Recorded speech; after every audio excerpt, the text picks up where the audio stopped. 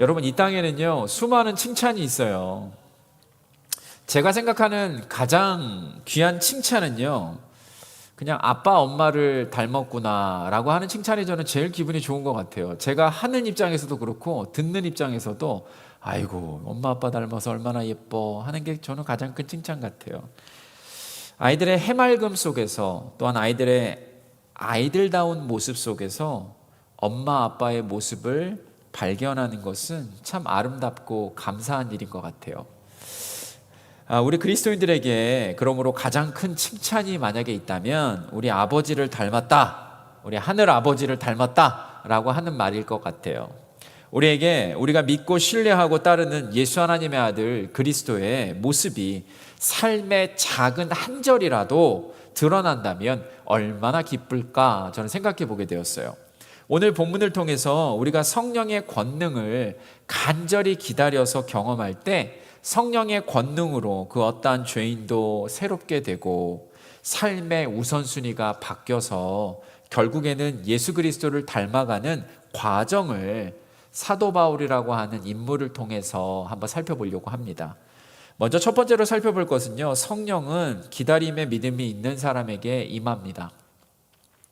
누가복음과 사도행전의 저자 이 누가는요, 그의 복음에서 예수님의 삶과 가르침을 이 세상 모든 사람들에게 굿 뉴스, 복음이라고 정의를 하고, 사도행전에서 예수 그리스도의 복음이 온 세상과 열방에 전파되는 계기가 어떻게 마련되었는지를 회고하고 사도행전을 쓰고 있는 거예요. 임마누엘의 하나님으로 이 땅에 오신 예수 하나님의 아들 그리스도의 모든 사역이 끝나고 이제는 사도들과 제자들이 예수님의 사역을 대신해서 감당을 해야 하는데, 우리 주님께서는 약속하신 성령이 강림할 때 새로운 사역이 시작될 것이다 라고 말씀을 하십니다. 우리가 생각할 수도 없는, 우리가 상상할 수도 없는 성령의 능력으로 하나님 나라의 메시지는 예루살렘과 온 유대와 사마리아와 땅끝까지 전진해 나갈 것을 선포하셨어요. 이게 어떻게 가능한 일일까? 여러분, 성령의 능력이면 가능한 줄 믿습니다. 예수님께서 이 땅에 오신 목적, 이 땅에서 세 가지 사역을 하셨잖아요. 영어로 teaching, 가르침, preaching, 설교, 힐링, 치유, 이렇게 teaching, preaching, 힐링 세 가지 사역을 제자들에게 직접 보여주시고 꾸준하게 가르치셨습니다. 누가복음 4장 18절은요, 예수 그리스도께서 이 땅에 오신 이유와 목적, 어떠한 사역들을 감당하시기 위해 오셨는지에 대한 사명 선언문하고 다름이 없어요. 누가복음 4장 18절 우리 다 같이 한번 읽어보겠습니다. 시작. 주의 성령이 내게 임하셨으니 이는 가난한 자에게 복음을 전하게 하시려고 내게 기름을 부으시고 나를 보내사 포로된 자에게 자유를, 눈먼 자에게 다시 보게 함을 전파하며 눌린 자를 자유롭게 하고 주의 은혜의 해를 전파하게 하려 하심이라. 하나님의 나라가 임하고 나서 억눌린 자, 갇힌 자, 자유함이 없는 자, 영적으로, 육적으로, 정신적으로 계속해서 갇혀있는 모든 사람들에게 주님의 은혜가 임했다, 희년이 임했다, 새로운 하나님의 나라가 임했다라고 하는 것을 선포하시면서 그대로 치유하시고 가르치시고 설교하신 거잖아요. 예수님께서는 직접 제자들을 부르실 때 come, 와라, 어떻게 해요? 부르시고 see, 보여주시고 봐라, 그 다음에 뭐예요? go, 다시 가서 행하라 말씀하신 이러한 모든 가르침들은 이제는 사도행전 1장 2절에서요 어떻게 어떠한 모습으로 바뀌냐면 그가 택하신 사도들에게 성령으로 명령하시는 걸로 바뀌어요. 우리 주님은요 택하신 사도들에게 직접 와라, 봐라, 가라 했던 것을 이제 뭐라고요? 택하신 사도들에게 성령으로 말씀하시고 성령으로 명령하십니다. 누가복음 24장 48절 49절에 보니까 너희는 이 모든 일의 증인이라. 볼지어다 내가 내 아버지께 약속하신 것을 너희에게 보내리니 너희는 위로부터 능력을 입혀질 때까지 이 성에 머물라 하시니라. 여러분, 위로부터 능력으로 입혀질 때까지 영어 성경에 보시면 You have been clothed with power from on high. 옷을 입는 것처럼 위에서 내려오는 성령의 권능이 임할 거라고 말씀을 하셨어요. 앞으로 여러분 있잖아요. 예수님께서 6월절에 어린 양으로 들어오셨죠. 그리고 나서 죽었다가 다시 살아나셨죠. 그리고 40일 동안 누구요? 가장 먼저 여인들에게 보여주시고 제자들에게 보여주시고 그 밖에 많은 사람들에게 보여주신 40일. 그리고 나서 10일이 지난 오순절 마가의 다락방에서 성령이 임하잖아요. 그러니까 총 50일 동안 간절하게 어떻게 해요? 기도하며 성령의 임재를 구할 때 성령이 권능으로 사도들과 제자들에게 임해서 예수 그리스도의 복음이 전해지는 통로가 될 것이다 라고 말씀하신 것이죠. 승천하신 예수님께서는 세상 끝날까지 성령을 통해서 사도들과 제자들과 그리고 저와 여러분들과 함께 사역하게 되실 것이다 라고 말씀하십니다. 이것을 경험하기 위해서는요, 여러분 기다림이 좀 필요해요. 성경에서 기다림은 믿음과 연결이 되어 있는 경우가 상당히 많이 있어요. 아브라함이 아들 이삭을 기다리는 것도 믿음이었고, 이삭이 아내 리브가를 맞이하는 것도 믿음이었고, 기다림의 믿음이었잖아요. 약속의 땅에 들어가기 위해서 홍해와 요단강 앞에서 건널 때 기다리는 것도 또한 믿음이 있어야 가능했습니다. 믿음이 없이는요, 그래서 하나님을 기쁘시게 할 수가 없어요. 믿음은 하나님의 일하심을 확신하고 하나님의 일하시는 때를 어떻게 해요? 기대하고 하나님의 하나님 되심을 인정하는 것이기 때문입니다. 사도들과 제자들이 성령을 그렇다면 왜, 어떻게 기다릴 수 있었을까요? 사도들과 제자들은요, 살기 등등한 예루살렘에서 온갖 위협과 핍박과 죽음을 무릅쓰고 예수 하나님의 아들 그리스도를 증거할 수 있었던 그 이유는 뭐냐면, 예수님께서 십자가에 매달리신 것과 죽으신 것과 장사되신 것과 다시 살아나신 부활을 직접 보고 경험했기 때문입니다. 40일 동안 여인들로부터 제자들, 후에 수많은 사람들에게 보여주신 예수 하나님의 아들 그리스도의 부활을 믿었기 때문에 오순절 성령이 강림하는 그날까지 10일을 마가의 다락방에서 120명이 기대하고 고대하고 기다릴 수 있었던 거예요. 예수 그리스도의 복음이 예루살렘과 온 유대와 사마리아와 땅끝까지 전파되는 것에 꼭 필요한 성령의 능력, 우리의 모든 생각과 지경을 뛰어넘는 지상 명령 성취를 위해서 필요한 것은 기다리는 믿음이었습니다. 만약에 6월절 어린 양으로 십자가에서 죽으신 예수님께서 부활하시고 40일 동안 이 땅에서 부활의 첫 열매를 보여주셨는데도 불구하고 사도들과 제자들이 이 10일을 예전처럼 기다리지 못했다면, 기다리는 믿음이 없었다면 오순절 마가의 다락방에 임한 성령을 경험할 수는 없었을 것입니다. 여러분, 모든 일에는 다 때가 있습니다. 최근에 아내가 밥을 급하게 했어요. 배고픈 저를 위해서 잡곡을 물에 불리지 않고 쾌속 취사를 눌렀더니 이 정해진 시간을 지키지 않은 밥은 설익어서 먹는 것이 좀 불편하더라고요. 넘기는데 까끌까끌 우두둑 우두둑 물어보더라고요. 안 익었어? 이거 뭐 먹다 보면 있겠지. 아무리 좋은 쌀에 좋은 잡곡을 넣어서 밥을 지어도 마지막 3분 뜸을 들이는 것을 참지 못하면 말짱 도루묵이 됩니다. 냄비밥 해보셨나요? 자꾸 열어봐요. 누군 다 됐나 안 됐나. 다 때가 있잖아요. 물은 50도, 70도, 95도가 되어도 끓지 않습니다. 끓는 전까지 기다리지 않으면 절대로 끓지가 않아요. 우리 모두는 교회이든 가정이든 직장이든 학교이든 기다림의 믿음의 시간이 절대적으로 필요합니다. 우리 모두는 자꾸만 우리 마음속에 들어오는 의심과 회의와 불신을 이겨내는 기다림의 믿음이 필요합니다. 사도들도요, 사도행전 1장 6절 7절 그들에게 궁금함이 다 있었어요. 어떤 궁금함이 있었냐면 그들이 모였을 때 예수께 여쭈어 이르되, 예수님께서 아직 올라가시기 전이잖아요. 주께서 이스라엘 나라를 회복하심이 이때이니까 하니 이르시되 때와 시기는 아버지께서 자기의 권한에 두셨으니 너희가 알 바가 아니라고 분명하게 말씀을 하세요.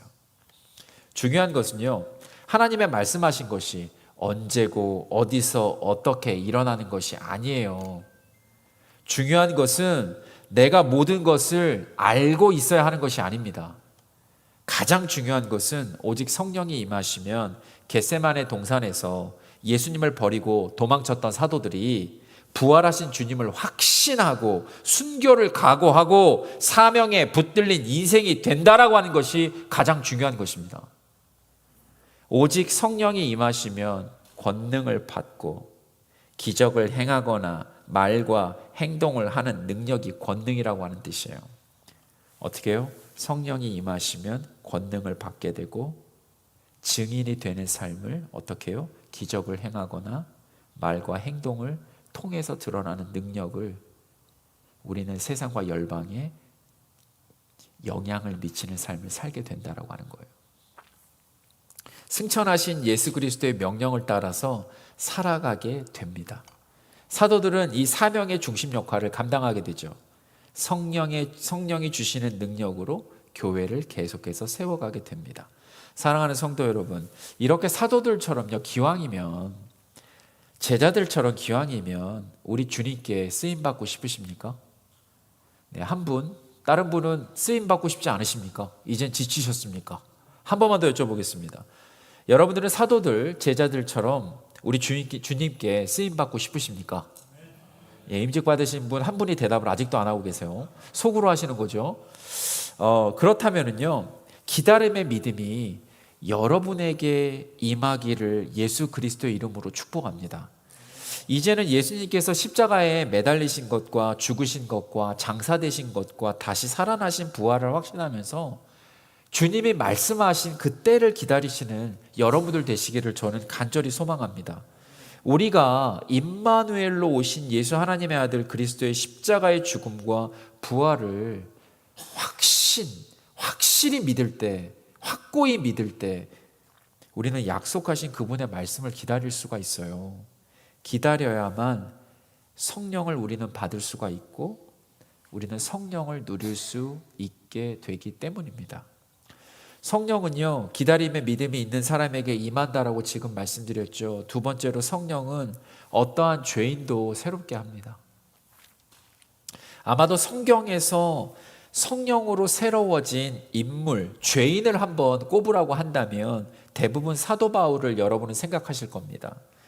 사도행전 22장 3절에서 이 사도 바울이 예전에 사울이었을 때를 회고하면서 자신을 소개해요. 읽어드릴게요. 나는 유대인으로 길리기아 다소에서 났고 이 성에서 자라 가말리알의 문화에서 우리 조상들의 율법의 엄한 교훈을 받았고 오늘 너희 모든 사람처럼 하나님에 대하여 열심히 있는 자라라고 말하고 있어요. 다소는 오늘날 튀르키예죠. 터키에서 이 최남단 지역에 어떻게 되냐면 지중해 내륙으로부터 16km 정도가 떨어져 있어요. 당시 길리기아의 중심 도시예요. 당시 다소가 뭘로 유명했냐면 교육과 교역으로, 무역으로 되게 유명했던 중심지였습니다. 사울은 베냐민 지파에 속한 유대교 신앙이 투철한 집안에서 태어났고요. 어린 시절에 모세오경을 이미 배워서 외우고 있었고 그 다음 단계인 구약 전체를 배워서 외우고 있었고 마지막 단계인 랍비 가말리엘 문화에서 배울 정도로 상당한 실력, 그리고 유학을 가서 가말리엘에게 배울 정도로 상당히 부유했음을 우리는 짐작할 수가 있어요. 디아스포라 유대인으로 헬라어를 모국어처럼 구사했고요. 그의 아버지가 로마 시민권도 상당한 돈을 주고 산 것으로 보여요. 어느 것 하나 빠지는 것이 없는 사람이 그 당시에 사울이었어요. 변화되기 직전에. 구약을 철저하게 외우고 공부하고 알았던 랍비 사울은 스데반이 돌에 맞아 죽는 그 순간 현장에 있었을 때 돈에 매수되어 거짓 증언을 하는 사람들의 겉옷을 지키고 있었던 한통 속인 죄인이었습니다. 거짓 증인들과 유대인들에게 둘러싸여서 돌에 맞아 죽는 스데반을 보고 사도행전 8장 1절에서 뭐라고 생각을 했냐면 사울은 그가 죽임당함을 마땅히 여기더라 라고 기록이 되어 있어요. 이처럼 사울은 돈에 매수되어 거짓 증언을 하는 사람들의 손에 무고한 스데반이 죽는 상황에 동조하고 당연하게 여겼던 한통속인, 어찌 보면 넓은 의미에서 살인자였습니다. 예루살렘에서 사울은요, 또한 종교 깡패였어요. 모르는 그리스도인들이 아마 예루살렘에 없었던 것으로 보입니다. 자신의 종교적 신념을 확신하고 자신과 다른 생각을 가진 사람을 죽이고 때리고 결박하고 짓밟았던 악질 중에 악질이에요. 사도행전 9장 1절에서 2절, 사울의 주의 제자들에 대하여 여전히 위협과 살기가 등등하여 대제사장에게 가서 다메섹 여러 회당에 가져갈 공문을 청하니, 이는 만일 그 돌을, 그리스도의 도죠, 그 돌을 따르는 사람을 만나면 남녀를 막론하고 결박하여 예루살렘으로 잡아오려 함이라.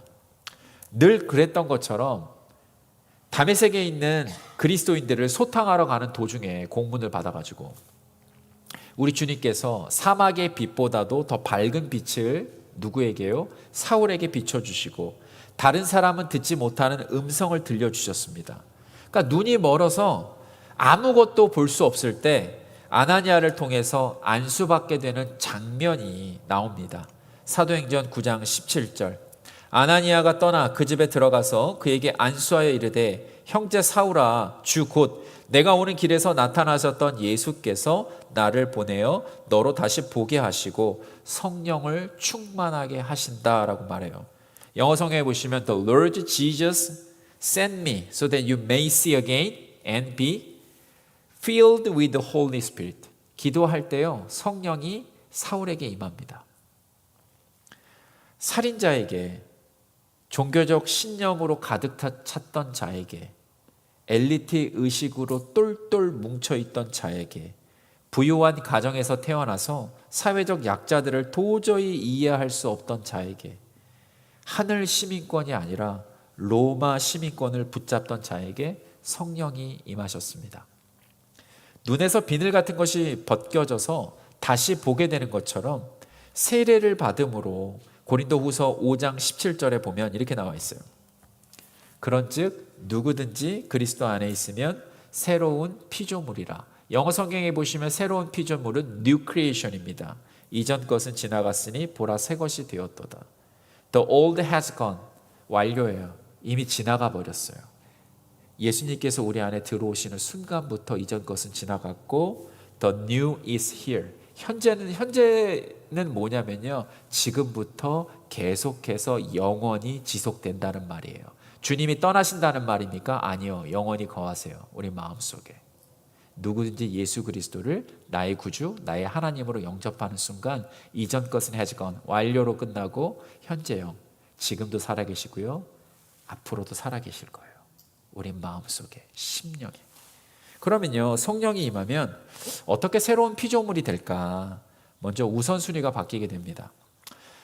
사울에게 가장 중요한 것은 빌립보서 3장 기준으로 예전에 뭐였냐면 8일 만에 할례를 받았던 것이 자랑 중에 자랑이었어요. 베냐민 지파, 히브리인들 중에서 가장 뛰어난 히브리 사람이라고 하는 자부심이 있었던 사람이에요. 율법을 외우고 배운 바리새인이라고 하는 타이틀이 그를 지탱하고 있었던 자존감이었어요. 이게 사울의 몸속에 깊이 있었던 자존감이에요. 또 하나, 율법을 지킬 때마다 다른 사람들보다는 훨씬 더 거룩하다라고 하는 그런 우월감이 있었던 거예요. 히브리인 중에 히브리인이다. 예수 믿는 사람들을 박해한다라고 하는 성취감마저 있었어요. 그러니 어떻게 돼요? 그 열심히 새벽에도 다메섹 사막을 낮에도 계속해서 걷는 열정이 있단 말이에요. 성취감이 그를 지탱하고 있었습니다. 자존감, 우월감, 성취감으로 살았던 사울의 우선순위가 어떻게 해요? 성령이 임하면서 바뀌는 것을 보게 되는 거예요. 빌립보서 3장 7절에서 9절 전반절까지를 읽어드리겠습니다. 그러나 무엇이든지 내게 유익하던 것을 내가 그리스도를 위하여 다 해로 여길 뿐더러 또한 모든 것을 해로 여김은 내 주 그리스도 예수를 아는 지식이 가장 고상하기 때문이라. 내가 그를 위하여 모든 것을 잃어버리고 배설물로 여김은 그리스도를 얻고 그 안에서 발견되려 함이니라고 말씀해요. 사울은 내가 붙잡았던 자존감, 우월감, 성취감은 아무런 유익이 없는 해가 되는 것임을 깨닫게 되었습니다. 어떻게 해요? 성령이 임하니까. 성령으로 충만케 될 때. 하나님이 세상을 이처럼 사랑하사 독생자 예수 그리스도를 주셨는데 예수 그리스도를 영접하고 붙잡는 것이 멸망하지 않고 영생을 누릴 수 있는 가장 고상한 지식임을 알게 되었기 때문이다라고 고백하는 거잖아요. 그러므로 마가복음 8장 36절에서 예수님이 이렇게 권면하십니다. 사람이 만일 온 천하를 얻고도 자기 목숨을 잃으면 무엇이 유익하리요? 말씀하시는 이유가 바로 여기에 있습니다. 이것은 여러분 가르쳐서 되는 것도 아닙니다. 이것은 내가 마음을 먹는다고 되는 것도 아닌 것 같아요. 이것은 눈물이 쏙 빠지게 충격을 줘도 되는 것이 아닙니다. 오직 성령이 임하실 때 우리 인간의 우선순위가 바뀔 수가 있는 것입니다. 성령이 사울에게 임했을 때 자존감, 우월감, 성취감이 날아간 사울은 사도행전 9장 20절 22절에서 삶을 새롭게 시작합니다. 뭐라고 나오냐면 9장 20절 즉시로 각 회당에서 예수가 하나님의 아들이심을 전파하니 듣는 사람들이 다 놀라잖아요. 악질 중에 악질이었고 정말 이 사람은 예전에 예수 믿는 사람들을 다 결박해서 묶어서 끌고 가던 사람이었는데 다 놀라는 거예요. 예수를 증거하니까. 또 22절에 사울은 힘을 더 얻어 예수를 그리스도라 증언하여 다메섹에 사는 유대인들을 당혹하게 하니라. 불과 얼마 전까지만 해도 공문을 들고 몽둥이 들고 쫓아가던 사람이었는데 이렇게 하루아침에 변하니까 다메섹에 있는 사람들도 너무너무 놀라는 거죠. 사랑하는 성도 여러분, 저는 여러분들이 성령의 능력으로 인해서 인생의 우선순위가 바뀌게 되시기를 예수 그리스도 이름으로 축복합니다. 썩어질 것들에 우리의 자존감이나 우월감이나 성취감을 걸고 목숨 걸고 살지 않게 되시기를 예수 그리스도 이름으로 축복합니다. 여러분의 모든 관심과 열심이 영원한 생명, 예수 그리스도를 아는 지식에 맞춰지시기를 예수 그리스도 이름으로 축복합니다. 성령이 임하면 우선순위가 바뀐다고 말씀드렸고, 두 번째로 성령이 임하면 예수 그리스도를 닮게 됩니다. 오늘 본문에서 뭐라고 나왔어요? 성령이 너희에게 임하시면 오직 너희가 권능을 받는다라고 말씀하십니다.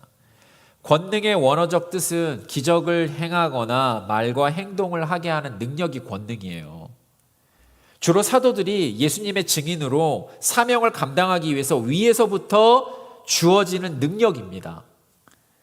이 땅에 오신 예수 하나님의 아들 그리스도가 십자가에 달리시고 죽으시고 부활하신 모든 과정을 누구나 확인할 수 있는 증거를 통해 사실을 증명하는 힘이 권능입니다. 그런 의미에서 볼 때 사울이 사도 바울이 된 것은 예수 하나님의 아들 그리스도께서 사울을 선택하시고 찾아가셔서 그의 마음 중심에 좌정하시고 끊임없이 예수 그리스도를 닮아가는 모든 과정에 권능으로 역사하셨다라고 하는 것은 사실입니다.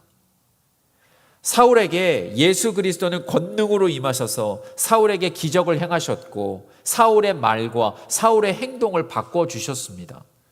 이렇게 임한 권능은 사울이 사도 바울이 되어서 소아시아와 유럽에 예수 그리스도의 증인으로 권능을 다시 행하면서 복음을 담대하게 증거하는 밑거름이 됩니다.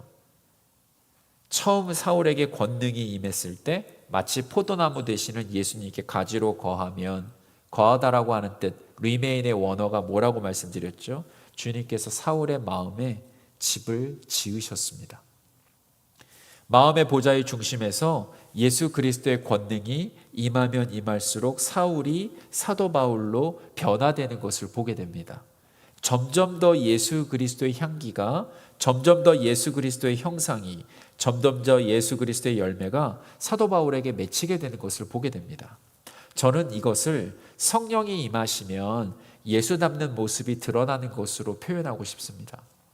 우리에게 예수 그리스도의 형상이 보이는 것으로 저는 말씀을 드리고 싶습니다.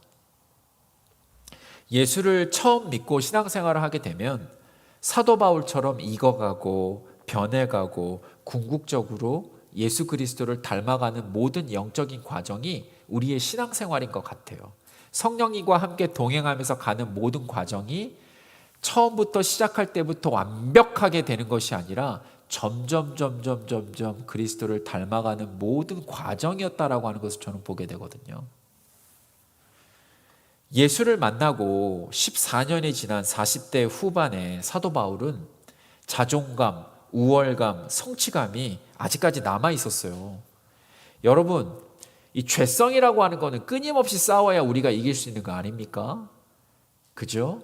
우리가 성화, 예수 그리스도를 닮아가는 것은 온전한 게 아니라 완전하게 계속해서 변화되는 거잖아요. 그죠?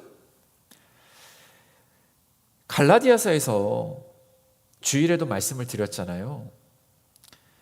이 사도 바울이라고 하는 사람도 자존감, 우월감, 성취감이 계속해서 남아 있었던 것 같아요. 나는 다른 사도와 비교해도 전혀 부족함이 없는 사람이야. 내가 다른 사도랑 비교해서 꿀릴 게 뭐가 있어? 거침없는 말을 합니다. 40대 후반에. 근데 예수를 만나고 20년이 되었을 때 고린도전서 15장 9절에서 이렇게 얘기를 해요. 나는 사도 중에 가장 작은 자라고 고백하게 됩니다. 예수를 만나고 25년이 되었을 때 에베소서 3장 8절에서 모든 성도 중에 지극히 작은 자보다 더 작은 자가 바로 나라고 인정하게 됩니다. 예수를 만나고 30년이 되었을 때 디모데전서 1장 5절에서 내가 죄인 중에 내가 괴순이라 선포하게 됩니다. 예루살렘과 온 유대와 사마리아와 땅끝까지 이르러 내 증인이 되었던 사람, 성령의 권능으로 예수 그리스도의 증인된 삶을 충성되게 충실하게 살았던 사람, 성령의 권능으로 가는 곳마다 기적을 행하고 말과 행동을 통해서 예수 그리스도만을 높였던 사람, 사도 바울의 모든 삶이 예수로 충만하게 채워졌을 때 사도 바울의 모든 생각이 예수로 변화되었을 때 사도 바울의 모든 마음이 예수로 지배당했을 때 마지막 고백은 뭐였냐면 죄인 중에 내가 괴순이라였습니다. 십자가 앞에서 고개조차 들 수 없는 죄인, 내 눈에 들보를 먼저 볼 수 있는 죄인, 예수 그리스도 없이는 설명할 수 없는 죄인임을 사도 바울처럼 고백할 수 있는 성령의 권능이 저와 여러분들에게 충만하게, 풍성하게, 온전하게 임하시기를 예수 그리스도 이름으로 축복합니다. 설교를 정리하겠습니다. 우리 모두에게는 성령의 능력이 절대적으로 필요합니다. 이제는 더 이상 겟세마네 동산에서 가장 결정적인 순간에 도망쳤던 제자들로서의 삶이 아니라 예수님께서 십자가에 매달리신 것과 죽으신 것과 장사되신 것과 다시 살아나신 부활을 확신하며 성령의 능력을 끊임없이 구하고 기다려야만 합니다. 성령이 우리에게 임하시면 오직 우리가 권능을 받을 때 그 어떤 죄인이라 할지라도 삶의 우선순위가 바뀌게 됩니다. 자존감, 우월감, 성취감이 영원한 생명에 대한 관심과 그리고 영원한 생명에 대한 그 지식에 대한 사모함으로 뒤바뀌게 되는 것을 보게 됩니다. 무엇이 중요한지 알게 된다는 거죠. 성령이 우리에게 임하시면 오직 우리가 권능으로 예수 그리스도를 닮게 됩니다. 모든 삶이 예수로 충만하게 채워지고 모든 생각이 예수로 변화되고 모든 마음이 예수로 지배당하는 우리 모든 성도님들 되시기를 예수 그리스도 이름으로 축복합니다.